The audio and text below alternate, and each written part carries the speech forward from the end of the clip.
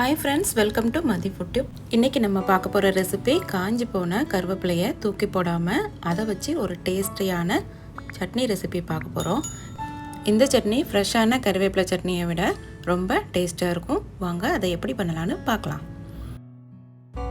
நான் இன்றைக்கி கருவேப்பிலையை காய விடுறதுக்காக எடுத்து வச்சுருக்கிறேன். நீங்கள் உங்கள்கிட்ட காஞ்ச கருவேப்பிலை இருந்தால் அப்படியே யூஸ் பண்ணிக்கலாம். இந்த ரெசிபி எங்கள் அம்மாவோட ரெசிபி. முன்னாடிலாம் ஃப்ரிட்ஜ் இல்லாத டைம் கருவேப்பிலையெல்லாம் காஞ்சி போயிடும். அந்த காஞ்ச கருவேப்பிலையை தூக்கி போடாமல் கருவேப்பிலை, காஞ்ச பச்சை மிளகா அதை எல்லாத்தையும் வச்சு இந்த சட்னி பண்ணுவாங்க. அதுபோக இந்த சட்னி நல்ல ஷார்ப்பான டேஸ்ட்டில் சுருன்னு இருக்கும். இப்போ இதை ஒரு வாரத்துக்கு அப்படியே உலர விட போகிறேன். ஒரு வாரம் ஆச்சுது. இந்த மாதிரி நல்லா ட்ரை ஆகி கிடச்சிருக்கு கருவேப்பிலை. இப்போ நம்ம இதை ஃப்ரை பண்ணணும்.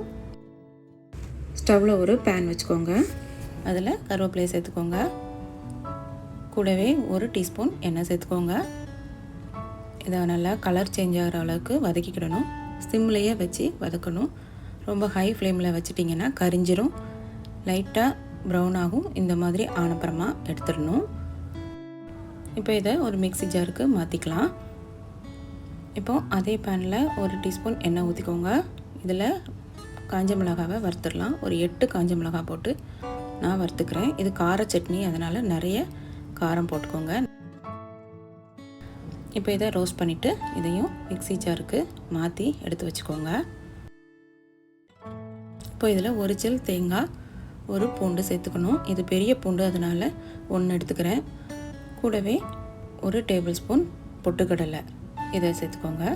இப்போ நம்ம எல்லாத்தையும் மிக்ஸி ஜாரில் கட் பண்ணி போட்டு அதுக்கு தேவையான அளவு உப்பு போட்டுட்டு கொஞ்சமாக தண்ணி ஊற்றி நல்லா நைஸாக அரைச்சி எடுத்துக்கோங்க.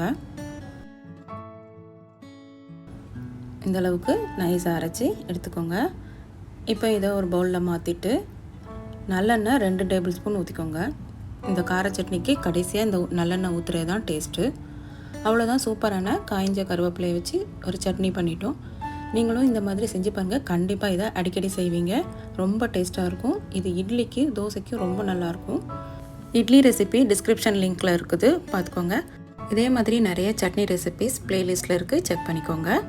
வீடியோ பிடிச்சிருந்தால் லைக் பண்ணுங்கள், ஷேர் பண்ணுங்கள். சட்னி செஞ்சு பார்த்துட்டு நல்லா இருந்தால் கமெண்ட்டில் சொல்லுங்கள். சேனலை சப்ஸ்கிரைப் பண்ணிக்கோங்க.